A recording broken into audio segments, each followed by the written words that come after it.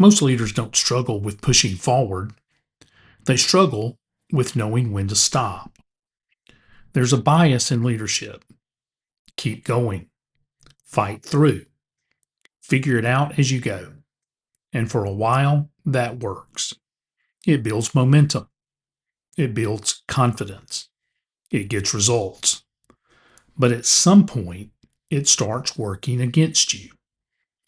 Because leadership isn't just about pushing, it's about knowing when pushing stops helping. There was a point in my career where I should have stepped back. I didn't. I was fairly new into a senior role in the tech industry. I had an underperforming team that was in need of my very hands on approach. We were starting to show signs of life when I got what I thought was a cold. I pushed through. The cold became bronchitis. I pushed through. Ultimately, my boss insisted I leave and go get care. I did, and none too soon. It was a very bad case of bronchitis, and it took me the better part of a week to recover. Had I acknowledged it earlier, it probably wouldn't have taken nearly as long to recover. And guess what? The place didn't collapse into a pile of rubble while I was away getting better.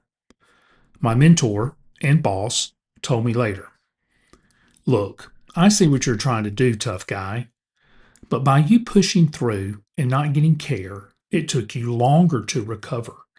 It also sent the wrong message to your team. We take care of ourselves and each other." That hit me like a ton of bricks. At that moment, I no longer pushed through my illnesses, but it gave me a deeper understanding and appreciation for my team's illnesses. When a team member would call me about being sick, I would tell them, "Shut it down, go get care, and get yourself better." That message did two things.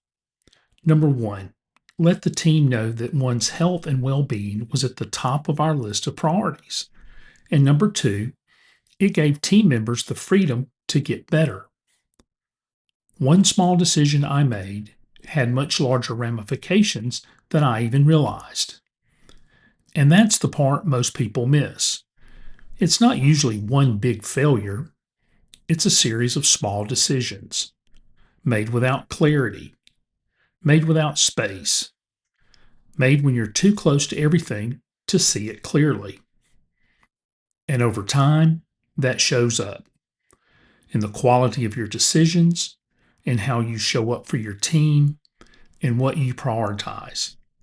You're still moving, but you're not leading the same way.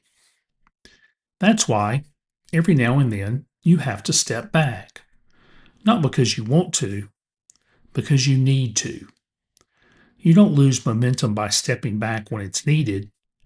You lose it by pushing when you shouldn't. There's a difference between quitting, coasting, and stepping back intentionally. Most people confuse them. Stepping back isn't weakness, it's control. Your team watches this more than you think. If you never stop, never reset, always push, they learn that pace. And eventually, it breaks them too. But if you create space when it's needed, they learn something else, that clarity matters, that judgment matters, that leadership isn't just about effort.